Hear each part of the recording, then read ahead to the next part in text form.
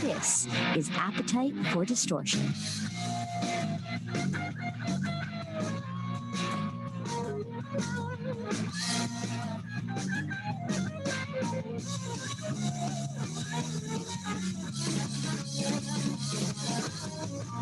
And welcome to the podcast, Appetite for Distortion. It is Brando, the last episode of 2020, if you can believe it or not. I can't believe it or not. Was it episode 239? So it's like we just put out a best of on YouTube. And if you're watching this on YouTube, you can saw me in my contestants here, my panel here, I guess. I just awkwardly danced while I was playing the theme song by Mike Squires. So I wanted to say right away, I guess that's my introduction to Mike Squires, who's been doing my theme song. One of the many grateful things very proud of with this podcast. But today, I'm grateful to have the listeners who on the show. Maybe I should make this kind of a theme for the end of every year. We just have like a big fan to do and reflect on the year that was or wasn't in the Guns N' Roses world. Talk about whatever it is. But today we're going to talk about the Philadelphia riot. But the couch refs thing and the Mike Squires tie-in leads into perfectly. Because we're all dressed for the occasion. That's why I encourage Zoom, however you listen to this, iHeart, however. So I guess I have to first go to, and you're muted. Is everybody muted, by the way? I think you're all muted. I just wanted to be polite. Oh, okay. I got scared. You know. I was like, what happened? Okay. See, this is all new. So this is like part 3 in our Riot series. You don't have to be mute during my quote unquote monologue. I appreciate that. From working from home most of the year, you just kind of learn a couple of things. I gotcha. Because I'm still at home. I've been at home almost all year doing this podcast. And everybody else here is at their home. So while you see my apartment in Queens, first let's go to Satya. Where are you from? I'm now? Originally from South Jersey. I currently live just outside Atlanta, Georgia. Oh, okay. Wow. I can't believe I'm going to ask this question. How's the weather there? Because it's very weird here in New York. It's cold. It was like the 20s in the morning, but it's going to be back to the 50s. So it's very, very up and down. Yeah, nobody told me it gets cold here. Yeah, it's cold everywhere now. Because here in New York, we just had our first blizzard, which is going to lead into our conversation for today. Because again, if you're watching on Zoom, I'm wearing the official 2002 Guns N' Roses Chinese Democracy long sleeve T-shirt when I saw them at the first show during a blizzard. So we're going to talk about that was the last show of that tour. So Satya, who I've mentioned on this podcast many times, you're one of the amazing listeners that I have that contribute questions and I don't know, make me feel like somebody other than my brothers are listening to this podcast. So thank you. Glad to be here, man.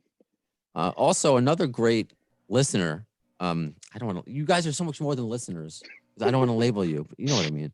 As I awkwardly introduce all of you, but Eammon, and I'm saying that correctly too. Yeah, it's easier than it looks. That's what they all say. So Eammon, what is that behind you? Is like a wood carving, a Guns N' Roses wood carving? Future mother-in-law made that for me for Christmas, and it's kind of cute, you know. Oh, wow. Little mantle there. That's awesome. Make her happy. Cool. So, I do, and above it are the Funko Pops. Yep, we got little Funko guys. Yep, had to collect them all twice, you know, as any fan would do. Okay, so I got you because I know Satya's in Jersey, obviously Philly's a stone's throw. You are now in because I can tell by the hat you're wearing. Mm-hmm. You're in Buffalo, so I'm rooting for the Bills. I am. As a Giants fan, I got nothing. Go Bills. The Bills are playing like the Use Your Illusion era, so it's really good. You know.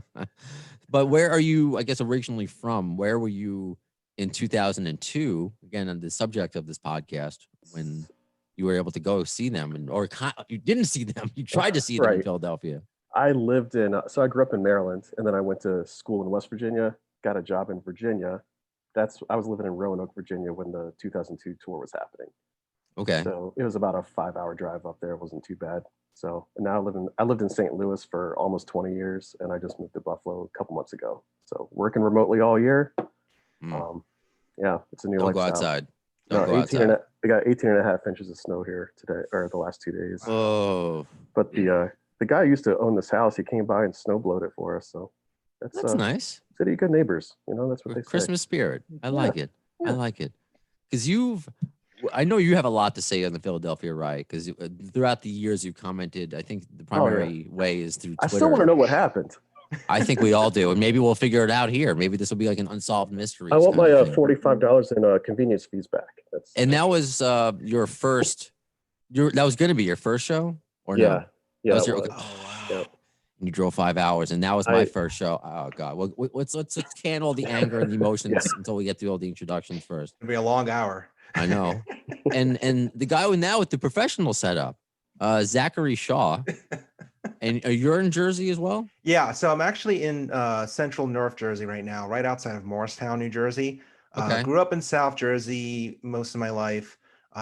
So Philadelphia has always been kind of a second home for me. Got to see so many concerts after the No Show. But Guns N' Roses was I got to see that. I attended the No Show around 13 years old. Oh, okay. So I was young, but then I got to go to so many more concerts afterwards. I've been a huge music fan just my whole life, getting to even assistant editor some metal websites. Currently, I co-host a podcast with one of my best friends where we're just two music nerds who do album reviews, interviews of musicians, just getting to kind of geek out over music like we all do as well. So I really, when I saw that you posted about talking about the 2002 Philly riots, I wanted to chime in because I can't believe it's been 18 years since that happened too. That kind of made me feel a little old. I don't know about everyone else here on the chat, but that was a little ego boost, or de-boost, I should say. Of course, and you're going to give that interesting perspective because you were 12 at the time. You know, how, and I think maybe Eammon, how old were you around that time? Because again, I like 23. Not to make everyone feel old here. I apologize. Oh, so wait, we're around the same age? Yeah. I'm 37. 79. So. Okay. So you're a few years older than me. That's cool. You have my grays. I plucked them out. I'll be as gray as you are. I worked in the ad agency world for a long time, and that's what that'll do it. Happened. Yeah. Oh, well, that's why. I mean, I work in radio. That's why I went bald and wear hats all the time. That's it. So I shaved today just so didn't see the grays. Yeah, I mean, I was 25. Okay, so okay. It's funny you're talking about being 12, man. When I was 12, Use Your Illusions hadn't even come out yet. You know, it was like. I always joke that I was such a young teenager at the right time, because if you think about it, VH1, all they did was documentaries about great music bands. That's right. So I kind of got to it was after it vented out all the crap. You know, sorry for cursing, but. I don't think crap is a curse. I don't know how this works. You know, crap hasn't been a curse since Bart Simpson, so I don't know. I still curse like a 12-year-old apparently. You're fine. But I think just I was very fortunate that I got to discover the good stuff at a young age, because I mean now it's like you didn't have to go through all the clutter like you have to go through today. It was kind of the behind the music era. Oh yeah, I mean I discovered all of my favorite bands because of that show. And it's just so fascinating to see how they became a band and how they became popular. That's crazy, because you're talking now, I discovered Guns N' Roses from watching MTV back when it was actually called music television, and Guns, they were like, not late, 90, 91, they were huge everywhere. I always tell Brando, Eammon, I don't know if you guys remember, when the Estranged video came out, they dedicated, it was they were advertising 3 days prior. They had an hour. They were leading up, playing every Guns N' Roses video that had been released at that point. And we were analyzing the trilogy. They kept playing that over and over. John Sensio was hosting a big special, and they played the video twice back to back, and it was such a big deal back then. Yeah, my sister and I would spend an evening just arguing about what every little thing meant in those videos. The Strange got a little wonky. That one was hard to dissect. The Dolphins. Yeah. And it's funny because November Rain is what got me into Guns N' Roses. Not only the song, but just seeing Slash on top of that piano, wailing away while an orchestra was behind him. Like as for all the craziness that was happening in that video, such a simple image like that still like resonates with me. Like it's when music videos were events, like they were like huge ordeal. Like you said, like just premieres and days in advance. Like you don't get that anymore. And to It's go It's back interesting to earlier, hear all your perspectives on when you found them, and that's something that I've spoken about throughout the course of this podcast, and how we find this band at different points of time and times in our life. So it wasn't on purpose. I just found myself, I'm here alone. My girlfriend's in Chicago. I found myself being introspective yesterday, and I went to my live journal. I haven't written in my live journal in a decade. If do we all know what that is? A live Yeah, I had one. Mhm.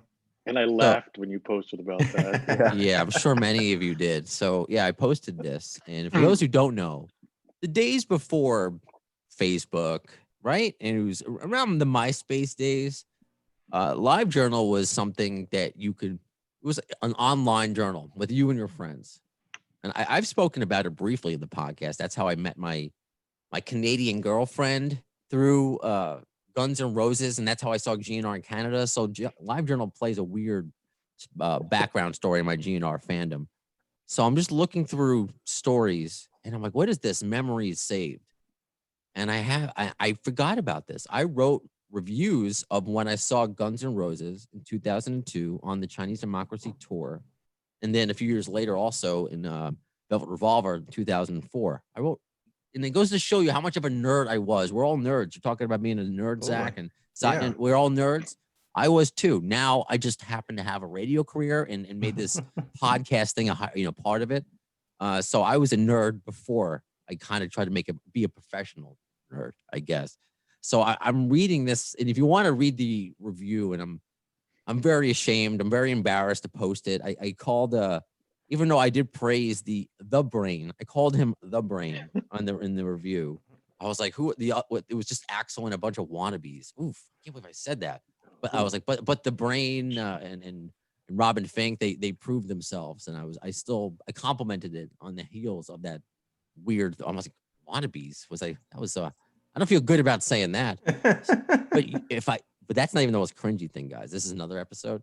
If you read the things about that I wrote about girls when I was in my early 20s, oh my God. Oh, I'm haunted. Cringe deluxe. So I'm scared to look back at what I did at even 2 years ago. Like we actually even joke when we record episodes for Epic Footnote Productions is the podcast that I co-host, by the way. I think I forgot to mention that, but when I think we record, did. yeah, I was like, all this plugging, like, oh, I forgot the name, Epic Footnote. But when me and my friend, we record episodes, we're like, we try to think so far in advance, like, all right, is this going to age well?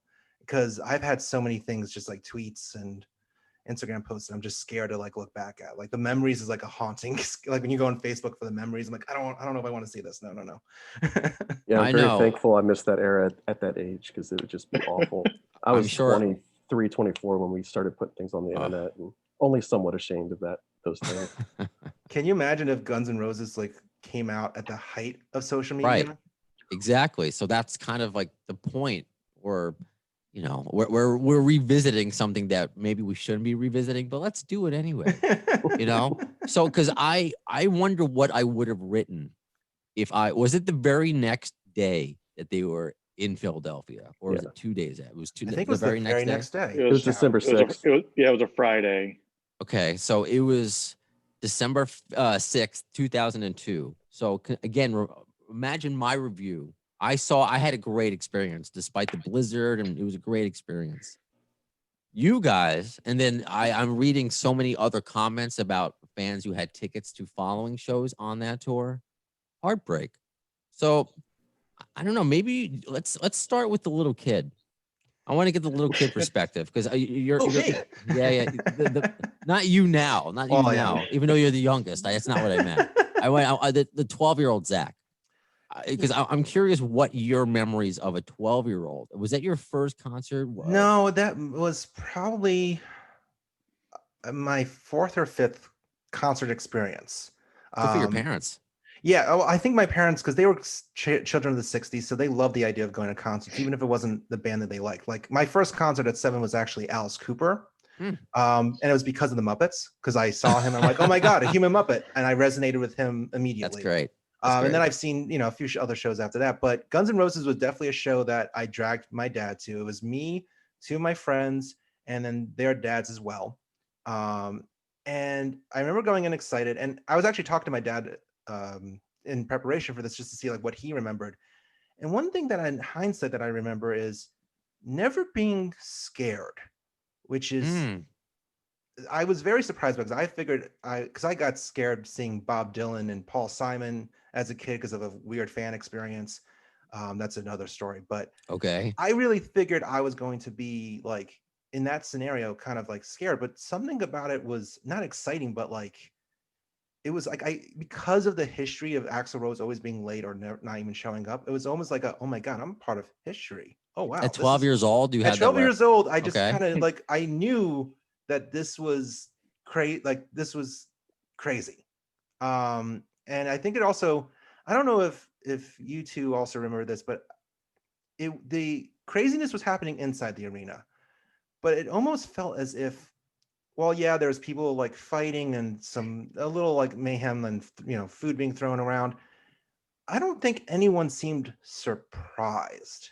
Maybe because it happened in Vancouver a few dates before, but it was almost like as soon as you got to the concession stands, there was a bunch of people going, I should have seen this coming. Let me see if I can get my ticket. Like people are already prepared to call Ticketmaster for their money back. Let's backtrack a little bit. Sorry, but we're backtracking. No, you're fine. I'm just thinking the way we should kind of like set it up, because we don't want to just be like, bam, Riot, Sure. Yeah.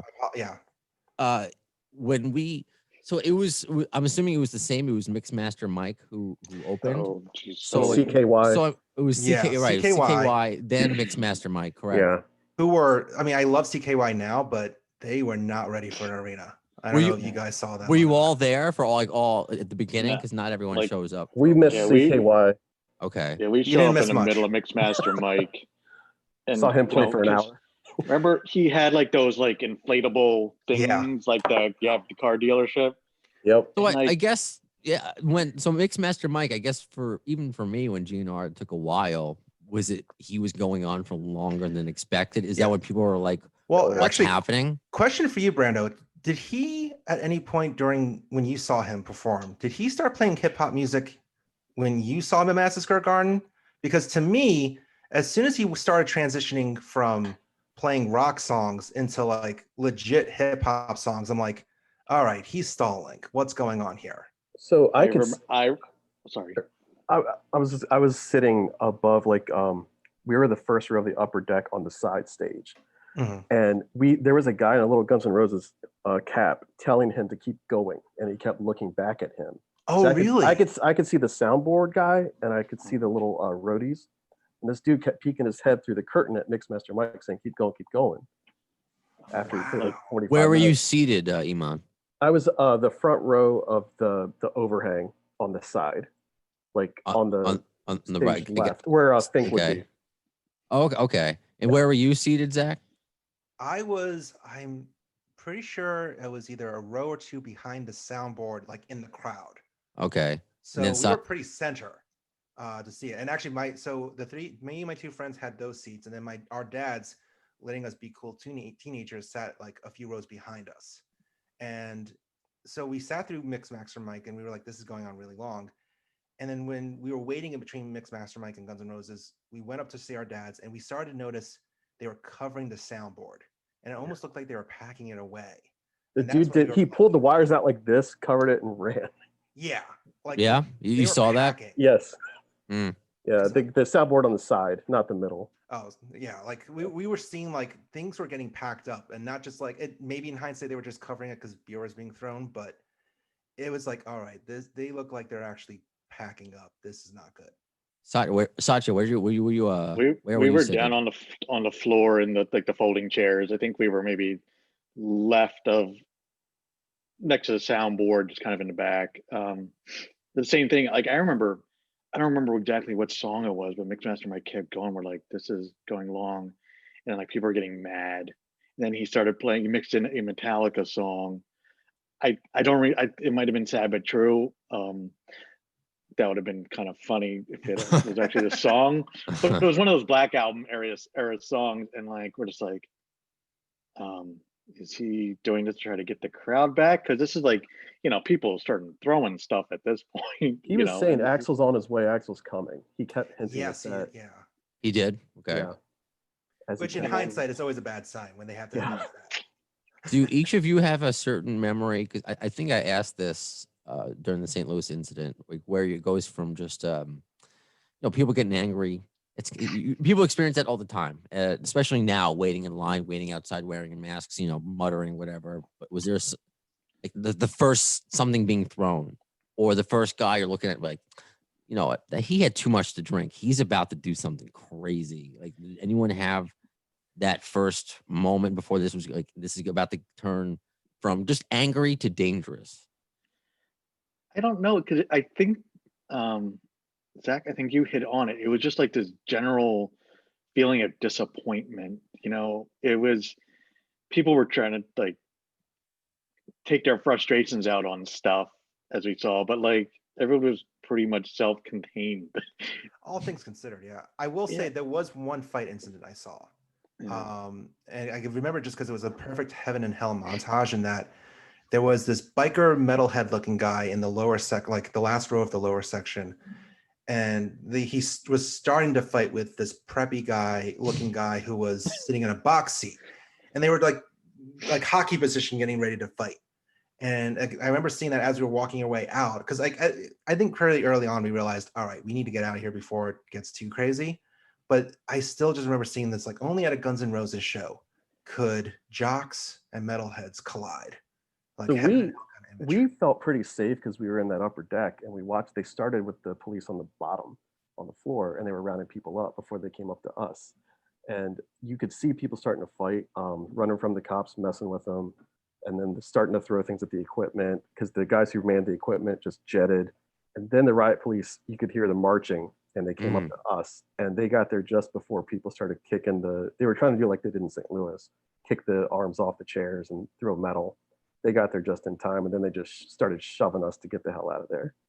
And then they shoved us out into the street. We were just dumbasses, right? Because I don't know if you guys know Arm Cronin. He's posts a lot on Facebook page for the podcast. He's also a Buffalo Bills fan. So he'd come up, like at the time I was living in South Jersey and he was living in Atlanta. So he flew up for the show. Like we were both excited, like we're going to go see Guns N' Roses. This is going to be great. And the Simpsons episode where like the Homer's the barbecue and the pig goes airborne. It's like, it's just a little airborne. It's still good. It's still good. We're like, Axel's going to come. He's going to save. It's going to be okay. And then like my other buddy's girlfriend like said that, like my buddy, like she finally got to a point where she was uncomfortable, and we're like, we're probably being dumbasses about it's just a little riot. It's still good. It's just a little burning car. It's still good. He can still come. He can still show up. You can still sit in that seat. It's just get the ashes off of it. It's fine. Just put out the fire. People forget how weird of an era that was and how hard it was to sell your friends on going to that show. Mm-hmm. I was the biggest advocate, and I had to like prove to them like, no, this is going to be good. And I felt the pressure of that because my friends gave me $50 each, and then they're like, told you so. And then having to like write people checks and being like, all right, I gotta pay this back and hope Ticketmaster gives me back my money. And just it was because I had bought like 3 shows worth 4 each, so I was out like all those convenience fees, and I was struggling. And you had the hardcore, hardcore fans, and then like the people that saw the VMA performance and going, "What the fuck was that?" Right.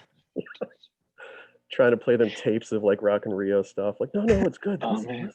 But Robin, very true. He's a great guitarist. Don't worry about Axel. You like 9 Inch Nails, right? It's gonna be.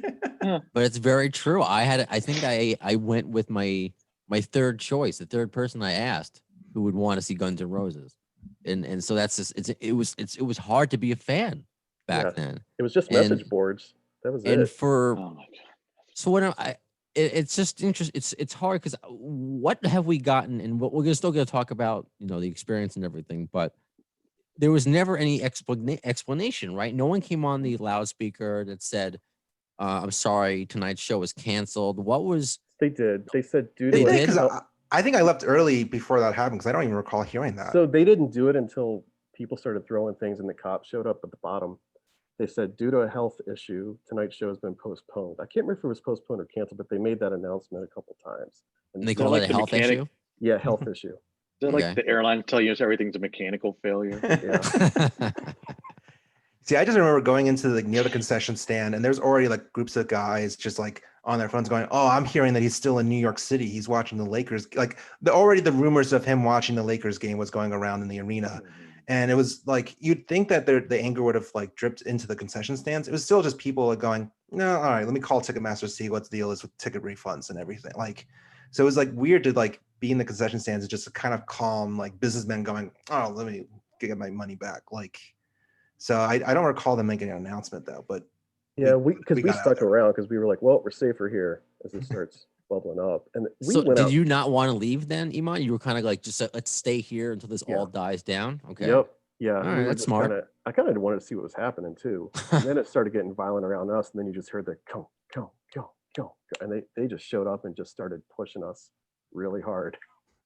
And then by the time we got out, like you could see the mayhem happening. There was just like a few stragglers on the floor. Like you said, the concessions, I remember like people were kind of calm as we were rounded up from the upper deck. And when we went outside, there was a guy who thought the show was over because it was like 11:45, and he had all these tie-dye Axel shirts with the braid. And this dude came up and punched him and Oh, took man. all the shirts and threw those in a fire. Oh my God, really? So yeah, you were 15 minutes away from a little bit of mayhem, and we're like, we got to get the hell out of here because the helicopters started showing up with the spotlight. And yeah, we got in our friend's SUV and just like waited in line and people were yelling and screaming. That was probably the Wow. scariest part Yeah. because that was unpredictable where all these drunk people were just sitting in line. Right. But I 'cause remember. I haven't said the cliche thing of what, it's Philadelphia. They threw snowballs at Santa Claus at an Eagles Mhm. game. They throw He had it batteries at Phillies games. So I mean, this is. I said this during the St. Louis episode. St. Louis people, not the Philadelphia people, or I don't want to cast too much of an aspersion, but St. No, Louis, we are. very nice. Montreal, the Canadians, they're not going to hurt anybody. But Philadelphia, it's like, oh my man. So what were you, I guess, hearing? I guess especially Zach, like you weren't scared at all being 12. Was your friends scared? Weirdly enough, no. I mean, I can't recall how scared my friends were, but I think part of it also is that like my dad, who also surprisingly wasn't that scared, we kind of just like we left pretty early. We missed the t-shirt bonfire apparently. And I actually think the two of us were joking, going like, huh, this is actually pretty easy to get out of the parking lot as fast as we did. Because it's normally a disaster, even on a good concert night, to get out of that parking lot. So we got out pretty fast, and it really like in hindsight, no, we didn't really hear much about too many fights. Like we saw a few, chairs lit on fire, maybe like inside the arena, but not even like for Philadelphia, you kind of expect more, to be completely honest. That's why I'm a little we were shocked. we were actually the riot. No, it's we not were the GNR riot. We were very well behaved, all things considered, for Philadelphia. But I at 12 years old, I think it was just more so shocked that wow, it actually happened. The infamous Axl Rose no show actually happened at a show that I was at. Did your dad need to pull you aside and explain anything to you, or you just got it? Like, No, I think I understood like what was going on. I think I had to explain to him like, oh yeah, this happens. And he was like, wait, what? Then why did we spend this much money? Like, no, like I think it was just the two of us kind of like shocked, going, there's no way this could happen. Could it? Like, I don't really recall us being scared or angry. It was just more so, all right, we're already in the car, we're safe, but just like, wow, that actually happened. So Satya, where were you when this was? Because we're getting, Zach, he's a brave little 12-year-old who was smart to get out. Eammon is just like, he's just absorbing it all. He's just watching the world burn. And you're watching the world burn. You're getting a show one way or another. Satya, where were you when this was starting to happen? Like, what did you see around you? Let's see. We eventually, after we decided to stop being dumbasses and head to the concourse, that's when we saw somebody like break a window or something. Somebody punched a security guard. Like they should think that was happening. There's a couple people bleeding, and everyone was just pretty much like, for the most part, just trying to leave. And then we got outside, and of course we saw a t-shirt fire. Like I said, and we were also sitting on folding chairs, so somebody was left with their chair. and we're just looking at it. I actually had the thought like, man, I should have taken my chair. Hmm. And like, it's probably better that I didn't. And it's just like, just general theme of feeling disappointed. It was more disappointment than like, we're going to die. Yeah. And I also remember when we came in and parked, we saw the dude selling nitrous balloons in the parking lot. Then we were leaving, same dudes were there, but then like we could hear like more balloons being popped in the distance. So that was actually more like, okay, is everything that was in there now coming out to the parking lot? Maybe we just need to get out of here, you know. It was like that, just like that. Man, just everyone just gets in the car and just feels just like disappointed. It's I Disappointment was definitely the theme. Like, but just see Mm. stuff. It's kind of it was less scary, but just kind of like funny. Like, this is actually happening. Like, I don't know how to process any of this right now, and maybe I need to go watch the news later. I don't know. Like, or maybe I need to go home so we can log onto the message board and check in, because there were people that once however news traveled back then. Yeah, a lot of Right. people that knew that you were going to the show, so you do need to check it. You can't just whip Right. out your phone and text them. You just need to get back, log on to the message board and be like, hey, we're back, we're safe, and either on the message board or AOL Instant Messenger or whatever. And just like, I remember my one buddy, he was like, everybody was gonna crash at my place that night. He was just like, I'm gonna go home. Like, this sucks. I'm like, all right, I don't know what to tell you. Thanks for driving. Oh. It's just like, what you don't Especially think the you're ever gonna be in it. It's almost like more awesome to say I was at an Axl Rose no show than getting to go to a Guns N' Roses show itself. It's like a badge of honor. It's like I experienced this. It's rare. It's not that rare, as we've all just there's so many instances, but it's kind of a shared camaraderie. Like, oh, we did this together. We experienced the Guns N' Roses riot together. You all share the same pain. You're in some sort of club. Yeah. Absolutely. Because again, I don't know how I would have felt if my first experience was because it was like the groundhog. I'm like, am I gonna see him? Is he gonna go back into his hole? Like, I didn't think it was gonna happen until I saw. Then it did happen, and then the next night, even I had to process that the whole tour was canceled the night after, and I'm like, I just saw him. We may never see Axl Rose again. That's how we kind of felt. So And then, how do you process it now? Because I mean, at the time, it's not cool. Now you can be like, oh, we're part of this club, this Axl Rose, Guns N' Roses Riot Club. But now, I mean, do you process it any differently? Because there are people in St. Louis that are still bitter. There are people in Montreal that are still bitter. Are any of you guys still I bitter? remember a couple things. I remember going to one of the MSG shows in 2006, and just like, it was cool, but like that excitement or joy they had in 2002 just wasn't there. It was like, Mm. all right, I'm here. There's, actual sounds good. It's great, but it just wasn't the same. And then in 2016, I was in Vegas, and you hear about the broken leg and all that, and you're just like, it's easy when I just had to drive across the river and shit doesn't happen, right? I mean, I flew all the way to Vegas, and you're just like, is this like,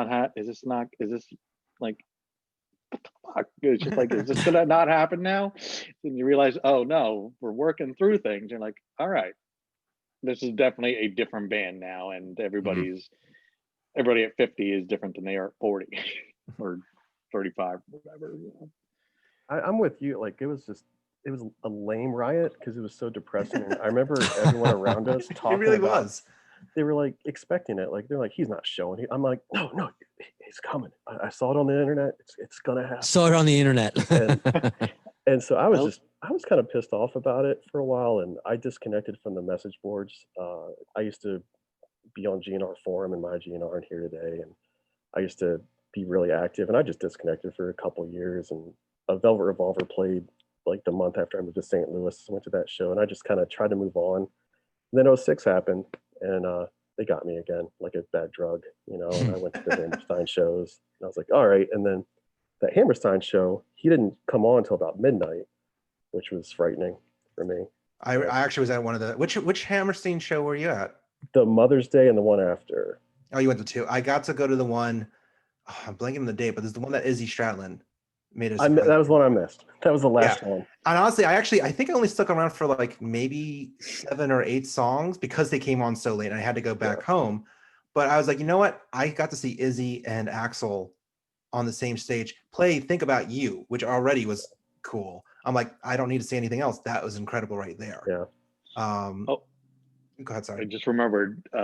So 2004, right? This is June 2004. Maybe it was a week or so before Contraband came out, and so I'm seeing Velvet Revolver at the Electric Factory. Oh, I love that venue, man. And like, you know, we're upstairs because we want to drink, and we're like, you know, hanging on the railing, and you know, after a while, like there's a big Axel sucks chant just happening, and everyone's just kind of like, everybody's just joining in because I don't even know if people cared, but everybody, it was just kind of cathartic, and Slack was kind of like calmed everybody down. He's like, you know, I think it was kind of apologizing, but like he's not responsible for what happened or whatever. Just kind of like everybody got it out of their system. And they kicked into whatever song they kicked into next, and everybody was just like, all right, we're back. You know, because you have no closure, right? And the closure, because Brain has spoken about it a little bit on this podcast. I think he was like, all of a sudden it's done. And because Clear Channel, what is now iHeart, they were, I guess, running, because they do events and stuff. They were, I wasn't at the company. I was too young. I was in college at the time. So I have no idea. And I think that's what Axel blamed it on. But it's just, or he says that, I think there was one quote that he says he might have part of the blame, but it was never elaborated on. So it's just, I think it's the lack of closure, I think. Not to say like, you know, shame on you or to get mad at him again, but just be like, what happened? Because we're hearing so many different stories of, you know, young little Zach, you know, Eammon's first show, you know, Satya's like traveling like 1,000,000 miles to get there. I mean, it's so difficult. It's all these different stories. It's not just the simple of just, oh, show's canceled.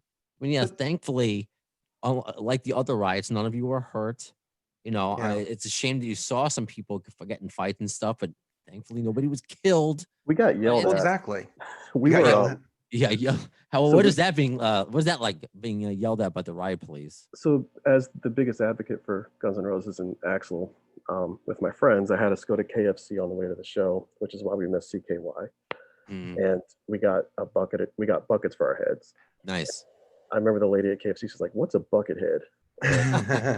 So my friend got a big bucket. He really got chicken. We had to buy the chicken, and it was super cold. I remember he used that bucket to put on his head, and he just had steam coming off his head as we walked into the venue, and he was eating. Was there something in between the bucket and his head? No. Or was it chicken grease? Just grease. So he was already having a bad night. Yeah, well, he was having a good time. That's how he is. And so when the riot started, when everything was going down, people around us started chanting at us to throw our bucket, throw your bucket. Started surrounding us a little bit. So we took them and just chucked them down to the floor. And people caught them down there and just ripped them apart. Like, oh, wow. And wow. I was trying to get rid of that one ticket. And I was like, did anybody want to buy this ticket? And this cop, he's like, hey, Buckethead, get over here. And he put me in the back of his car and he threatened to arrest me for scalping. And oh, man. My bucket, he's like, I'll let you off if you tell me why you're wearing a bucket on your head. So it worked out. So I like he called you Buckethead without calling you Buckethead. You know what I mean? That's incredible. Buckethead with a small B. Yes. Exactly. Well said. Well said. That was the most danger we had. I mean, that's still insane. They just zeroed in on us because we were just 3 dudes in KFC buckets. They just probably thought you were, you know, drunk jerks. You know, why are they doing that? And Buckethead. Oh, this cop likes Guns N' Roses. Oh no, he's just calling me a jackass. Okay, I got it. I had to pull out the PowerPoint to explain everything. What time did everybody? You couldn't pull up an image on your phone to be like, no, that's the guitarist. You had to. I got my Kyocera here. Let me. So Zach, obviously you were with your dad, so you know everything was gonna be like all right. So like Eammon, when you got home, was there anyone like was your mom worried about you? Like, how did you communicate to the world after like what you experienced? I remember going to the forums and nobody knew anything. And then I had taken the week off of work to go to all these shows, and I just drove back and went to work and sulked. I was like, that sucked. Then I got laid off 2 weeks later. But hey, it all worked out. It worked out. All right. It was a dark time. But my mom, she's like, how was the show? I was like, there was no show. And I just talked about it like that. Oh, okay. Kind of like Satya was saying. It was just like, what are you gonna do? Because it wasn't like because Satya, I'll ask him, maybe you can tell me something similar or different. Like, was your family like watching the news and they see Riot at a concert tonight and they're like, oh, my baby boy's there, what's happening? Did anything like that happen? No, I mean, I was 25 and living on my own, so they didn't even know I was there. Oh, okay. They barely reported it. The news didn't really report on it. I don't think it was until the next day when they officially canceled the tour that anyone even realized outside of like the Philadelphia area what had happened. Because they were still advertising the DC show the next day, and I, being the nerd I am, I called 98 Rock Baltimore, and I'm like, they're not playing, it's over. And they gave me Aerosmith tickets to thank me. So that was. Yeah. I think I could have gotten tickets to go to like the Scranton Wilkes-Barre show like the next day. I'm like, yeah, that's not happening. Oh, do you remember they were selling those for half price? So I was about to say, the flyers, right? I still have that orange flyer. One of my most prized possessions is the flyer because they had added a second show to Philadelphia. Obviously, it wasn't selling that well because everyone who wanted to go was going to that first night. It was going to be at the Spectrum instead of the First Union Center. And it was like $10, tickets exclusively for you who are attending the show. And I still have that flyer. I'm like, man, it's a flyer for a show that never happened. Like, I still like, it's a priceless item. Is it in your room right now in your vicinity? It's not. You know what? I do have an image I can pop up. Doesn't that make you wonder what they knew? They were out there selling those things half price. They were like just all over. Well, the show was like, it was almost like this was the camel that broke the straw that broke the camel's back. The straw that broke the camel that broke the person's back. So this was look at flyer. That. Okay. Fancy. Welcome to the jungle. Guns N' Roses. It had even like the Chinese democracy like font. Yes, it does, and it even looks like more of like the Rush Hour 2 font. Yes. We would like to thank you for coming out tonight's sold out show. Come back Sunday night for $10. Can you imagine that would happen today? No, absolutely Jesus. Not. Actually, no, yes, it would, because I remember I don't know if anyone else here is a huge fan of like Rage Against the Machine or Prophets of Rage, but like I went to see Prophets of Rage and they were giving tickets away for that show for free. They're different. I'm talking about with Guns N' Roses. I'm talking about You're right. Nowadays you can't even get a convenience charge for $10. I'm talking about like, Kiss 2.0, GNR. And I hate to say it because even back then, I think the shirt I'm wearing right now was $90. This is actually the bandana that I got a bunch of things because I was like, I'm witnessing history. I need to have like artifacts to prove that I was here. And I was right because the whole thing went to shit the night after. Yeah, this is the shirt I got at the Philly show. Oh, that's actually a cool shirt. Ooh, yeah. I like your shirt better. Jeez, I've worn out the collar a little bit. I got a shirt at the Hammerstein Me show, too. But I didn't get I don't know why I didn't get anything at the Philly show. I don't know why. I think it was $35. It was a bargain. It was pretty decent for Guns N' Roses. Yeah. They had this one and they had the one with bullet holes in it and it said I survived Philadelphia. How appropriate. This one says I Chinese forgot about that democracy shirt. starts now. So that's always been my gag about guns. It starts now. So this clearly didn't deter you from seeing them again, because I think it was Jim Brewer who said on the show that he was going to go to one of the shows and that when they canceled, and it just burned him for years. I think the leaks really helped to get me back into it. When Better leaked and there was a time in IRS, I was like, okay, I can get into this, and things started to really seem like they were really happening, and he seemed like a happier guy. Like he had gone away for a while and figured something out. So like 06 had much more hope, where 02 was kind of weird and mysterious and dark.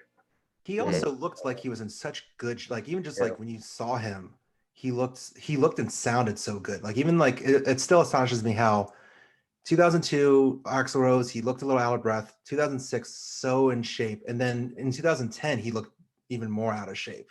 Like something happened within like the span of 10 years. Life. We Yeah, don't it's know. true. It's Hopefully true. we'll find out details of that in his autobiography that may or may not come out this lifetime. Can I let me throw a nugget out and see if you guys remember this. All right, give me a nugget. RobinFink.com. He used to post images after each 2002 show. Do you remember this? No. RobinFink.com? It was like, this is 2001, 2002. And he would take you on tour with him. He was into photography. And I remember like Chicago, he put a KFC bucket on a... I'm hearing some feedback from somebody, so I don't know if someone put their speakers up. But I don't remember this at all. So the site's gone. I can't find the image. There was a rumor on the message boards. He put a KFC bucket on a bear in Chicago, and they're like, "Oh, him and Buckethead are fighting." Then after the Philly show, he had an image up there for like 3 days, and it was like this is all mental because it's nowhere to be found. But it was like a playing card, like a joker or a queen, and it had an upside down crown, and it said Axel upside down. And he had that up. That was like, we talked about that for a few days, and nobody remembers this thing except me, and it bugs me because I'll put it out there to the GNR universe. If any of you have any idea what Eammon is talking about, that's what this band is so great. It's like watching an episode of Lost, just with rock stars. All these clues every time you talk about them and revisit things. It's like, just you insane. say that, I'm thinking, I'm like, oh, is it a reference to King Nothing by Metallica? Yep. Yeah, that one had a ton of little message. Normally it was some goofy picture of something from the city, or you throw a KFC bucket in there, and then this one was just weird abstract art. It was Chris Pittman before Chris Pittman. The tweet incident. So is there anything from any of you about that experience that we haven't spoken about? Something that you want to kind of relive and share? Or do we touch on everything, you think? I think just personally, it is astonishing that it made me want to actually go to your point. Like, it didn't scare you away from going to a Guns N' Roses show again. I think if anything, it made me even more interested in going to concerts itself. Like the idea of like, well, this is just proof that if I don't act fast enough to see my favorite band, I might never get to see them again. And even just the idea of 2006 Guns N' Roses, like when they just announced those Hammerstein Ballroom shows, no one had any clue if they were going to do more arena shows. No one had any clue about even the album was ever going to come out. And that's kind of always been like kind of like the sadistic appeal of Guns N' Roses, is that like, well, you don't know until you if you don't go, then you're not going to know what you're going to miss out on. So I think that's just, I'm not bitter about it, just because that's kind of part of the fun of Guns N' Roses. You're never going to know, even to this day. Yeah. They're so unpredictable. 2016 going to Vegas, that was the same thing for me. Like, we had a newborn in January of 2016, and then again, Aram like texts me. He's like, "Hey, I got you a ticket to go to Vegas." He's like, "I understand if you can't go, but talk to my wife about it." And she's like, "You don't know, like you don't know if this is gonna last. Like you're clearly obviously excited that Slash and Duff are back in the band and everything. Like you got to go. Like it'll be fine." Have you noticed like over the years? A good woman right there. Yeah. It's like the camaraderie between the fans gets better and better. Like 02, I didn't have anyone to hang out with. We didn't hang out. We're kind of weirdos. 06, there were like some people who went to New York and had fun together. And when I went to another show on that tour, but like there weren't like meetups. But then like you get into that 16 era and it just changed. And now it's just like a whole different world. And you have us who kind of live through and work through issues of the old weird times, and then you have people who are from the 90s, and it's a cool mishmash now when you have the reunion shows, because you get all these different generations of fans who entered in at just odd times. The 02 era enterers are my favorite because it's just the weirdest time. Like hearing those stories. So it sounds like we all saw them since 2016. I don't know about you guys, but I also got emotional seeing them. I was very far away in MetLife Stadium. But even just seeing Slash and Axl like walk past each other, you would have thought I was a 12-year-old at a Backstreet Boys concert, just cheering like, "Oh my God, they looked at each other!" Like it just going through everything that we as fans of Guns N' Roses have been through the false starts of the album releases, through whether he was going to come to a concert or not, or even show up on time, let alone at all. Those kind of like, I felt very emotional. It's almost like, all right, I had every reason to stay true to Guns N' Roses, and here's the big payoff. Getting to see Duff, Slash, and Axl on stage. It made it even more special to me. I think it's also, it's the music's great. They're all great musicians. I mean, they're all playing better than I think they have in years. But the fact that they're able to heal like their relationships, I mean, that's the big story. I mean, I don't know. I think that's what gets everybody, is that you get to see something you never thought. I mean, hell, Rock in Rio 3, right? Axl makes a comment about, unlike the Oasis Gallagher brothers, we just couldn't get along. I mean, look at Guns N' Roses and look at Oasis now. Yeah. I thought that 16 St. Louis show was the highlight, the emotional for me. I'd lived in St. Louis for a bunch of years at that point, and it was kind of like proving the naysayers wrong for once, after all the O2 and the people who didn't really pay attention to what was going on, and they nailed that show. Like, I felt like he put a special effort into it. I was down there in the front row with guys I'd met at the meetup the night before.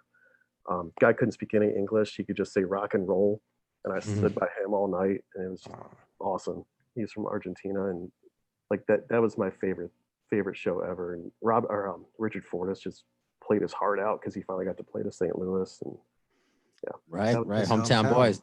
See, this is beautiful. This is what I want. This is what the podcast is about, and exactly what all of you were talking about. The memories of the music. Understanding the relationship with the members. It's not just your favorite band getting back together. These are guys that hated each other. They seem to be healed. That's something that is a major part of their life. And meeting all these fans from different parts of the world who sometimes don't speak English or the same language that you speak. They only speak rock and roll, but they speak the language of Guns N' Roses. That's what matters. That pre-party for Vegas 16. Do you remember that in the pavilion? Just how many people from different countries were there? It was awesome.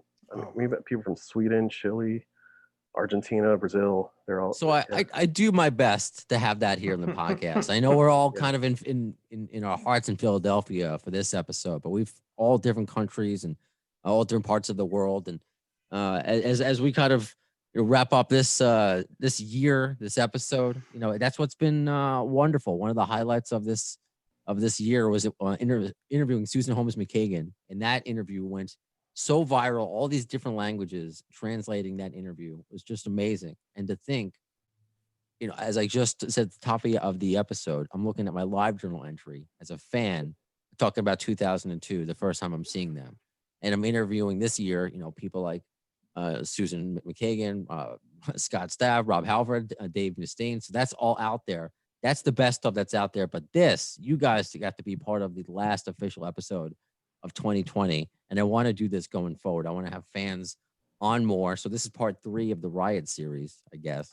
But what's left? Is there Argentina Riot? What other riots? Were there? I'm trying to blank if there's even riots after the full. I mean, were there? There was no shows. Tacoma, Washington was the. That's right.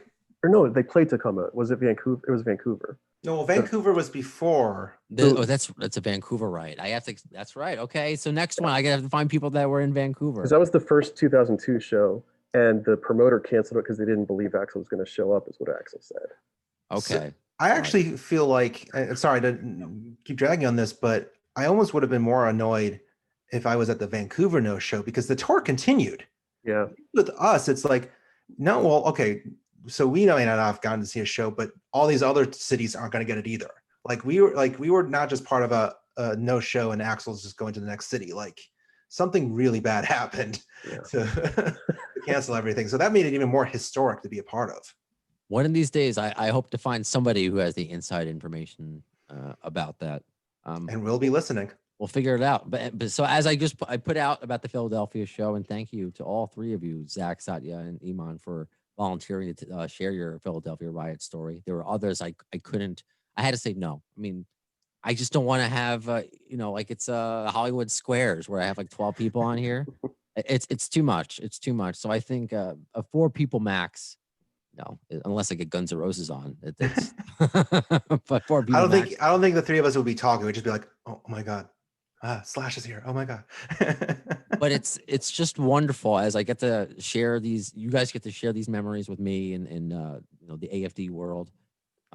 It's just kind of like me as a GNR fan reading again my live journal entries from so many years ago, and this year, which is just concluding in such a wonderful way, spending it with you guys, who all three of you contacted me privately prior to this, of just stuff about the podcast, words of support. You have no idea how much. Now I can tell you this face to face. I say thank you in each episode, probably to all three of you at some point when you submitted a question to me so thank you to all three of you. Thank you. Let me say it face to face, and everybody else who listens to it and supporting, because there's no way I would get to interview, people, like Doug Goldstein or the Harry Shearer this year without you listening. If it was just me talking into a microphone, talking to nobody, then this wouldn't last. So 2020 is wrapped up. 2021, I kind of want to get let's wrap up here with your predictions, because are there predictions for next year? Because next year is the 30th anniversary of Use Your Illusion. Are we going to get a box set? Oh geez, it is. Also, I mean, obviously Guns N' Roses were supposed to tour, so they're going to tour. They did announce dates in Australia and New Zealand, who seem to have the virus under control. So I guess that is okay to plan that far ahead. So I guess what's your prediction as far as, are there going to be dates in closer to us? Let's just say that. I was about to say in the States, but are there going to be other dates maybe that we can go to? A new album, obviously, and yeah. So I guess let's go around. Satya, what do you predict Guns N' Roses 2021? Nothing or something? What do we got? Something. I think there's gonna. I think there's gonna be new music. I don't know if it's gonna be like a digital release, because I was thinking, it'd be such a Guns N' Roses thing to play a show and then drop new music on iTunes during the show, like as they're playing a song. Oh, that would be creative. I mean, And not tell anybody, just be like, oh, it's here. I mean, Rush did it. Rush started doing that when they went away from albums and started just doing songs one by one or something. Like, it would totally crack me up. Like, Guns were playing like a new song, and like it just showed up on all the streaming services and downloads and everything. They would be clever. I'll tell you something. When they tweeted yesterday, "Merry Christmas," for a split second, I thought they were giving us a gift of something. That would have been so cool. I mean, the artwork was cool. The GNR logo, Christmas-fied, but I don't know, whatever. So, Eammon, 2021 from GNR, something or nothing? Breadcrumbs. We're gonna get breadcrumbs. We're gonna get like a song or two, because I just can't see them putting together a full length. I think song or two. That's more than breadcrumbs. I think. I'll take the crumbs. Like the Shadow of Your Love being attached to the Appetite box set. I think we're gonna get something like that, but it might be Hard School or one of these other titles that have floated around. I think they'll revisit something, and maybe they'll give us something like how they did. I mean, what was it? Velvet Revolver did Set Me Free before they did the record. I can see them doing something like that, like getting a movie track. Yeah, they did Set Me Free and Money, I believe. Yeah, with the Hulk. Job and Hulk. Yeah. But I think we'll get a couple things. I don't know if we're ever going to get another full-length album from them. I just thought the opportunity for a movie deal would have been with Arnie again when Terminator came back. I mean, that was it. But all right, Zach, what do you feel? 2021, something or nothing? What was that, Satya? I'm sorry, you said something. Maybe they'll make a sequel to End of Days. Hey! Oh my God! Did you see Vegas? Really? A reunion for Kindergarten Cop. Oh, I did see it. Yeah. Sorry, all the kids are growing up, and it was like this. It was like a Zoom call. And then Arnold just showed up. Yeah. So what do you got? Something or nothing next year, Zach? Normally I love to like make predictions and to theorize what they could or should do. But the thing that, and I think as we even discussed during this podcast, is that the thing about Guns N' Roses is that they're always unpredictable. Even when they start doing things that make sense, you just don't know what is going through Axl's mind. Every time you think, well, this is a great time to release Chinese Democracy, it doesn't happen. Or, well, this is, makes no sense for them to tour right now. They tour. And I think the fact that also with the world in such craziness right now of COVID, that nothing's predictable, it only adds more uncertainty. Would I love to hear new music? Sure, absolutely. Would I love to see them live again? Sure, but you never say never with Guns N' Roses, and I think that also kind of helps right now too. Is that the less I expect from them, the happier I will be with whether it's just breadcrumbs or a full meal. Well, you guys certainly had a certain bar set being a part of that Philadelphia riot, and all of every listener who's been a part of it. I mean, that's a scary thing that you're going to a concert. I mean, at the very least, you just want to see your band play and not have violence break out. But I'm grateful that none of you got hurt, that you all can look back on this, that moment and kind of laugh about it and had positive experiences since then. So let me just, I guess, wrap up here because I always ask this. Satya, I always keep saying wrapping up, but I want to get more information because it's the end of the year and I'm excited. I haven't done an episode in a while. Satya, favorite GNR song, if you can name one, and memorabilia. And I'm going to ask the same question of Eammon and Zach. Oh, it depends on the day. That's fine. Sweet Child of Mine Okay. for today. Probably T-shirt from Vegas. Okay. I like it. All right. Eammon, do you have a favorite song today and a piece of memorabilia? November Rain. That was the song that just inspired me to get into music, like learning how to play piano, starting a band. I thought it was like so cool a rock band could make an epic song like that with all in the video and the glitz and glam. It was just kind of cool. Memorabilia. When I first moved to St. Louis, I worked with a guy whose dad was one of the arresting officers for the riot when he flew back into LA, and he gave me the police report. Oh, wow. For that. So I've got That's like, awesome. That's a cool little piece I got. It is like a welcome gift from this guy. Is that shareable? Is that illegal? Is that legal?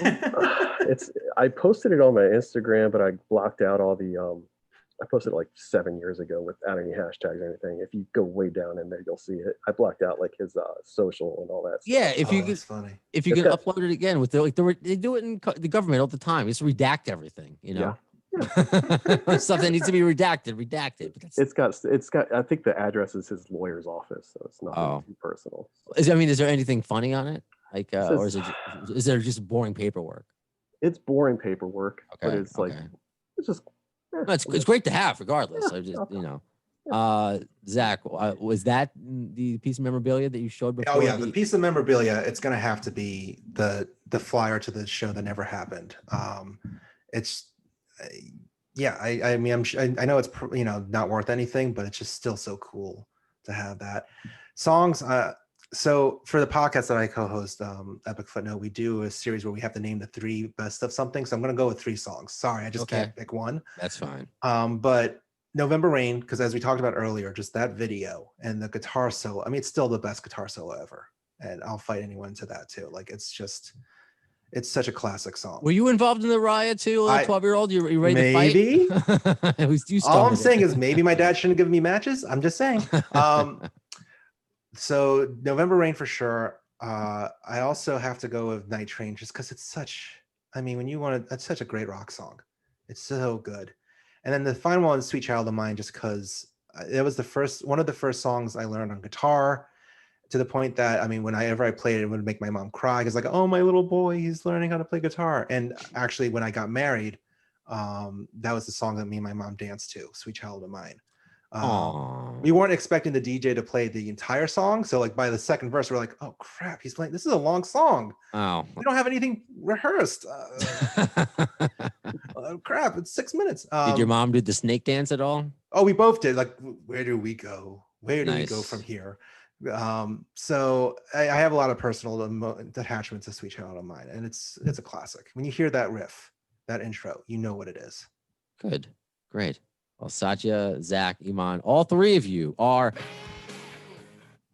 bad apples. I got the button set up. I'm at home, but I got the button set up. Oh, crazy! 2020, what a shit show. Let's just be done with it. 2021, first and foremost, I mean, I want everyone to be healthy. It's been a hard year for so many people in a variety of ways. I've been very grateful because I've been able to do this. Thankfully, I can do my other jobs from home, podcasts from home.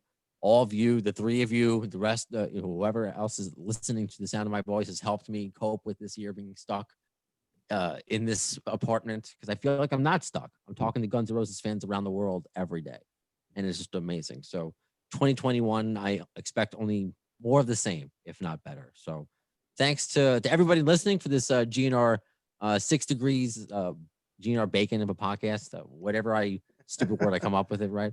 What's to come? I think next guest we're probably gonna have I'll tell you guys, Mark Ford, former Black Crowes, was almost in Guns N' Roses, right? He was gonna be in Guns N' Roses, or was asked Who to be. wasn't almost in Guns N' Roses? I know, That's right? the other question. All right, so we'll figure that out. I know Roberta Freeman wants to come back on. She wants to bring the original lead singer of Anthrax with her. We'll Neil Turbin. Yeah, nice. yeah.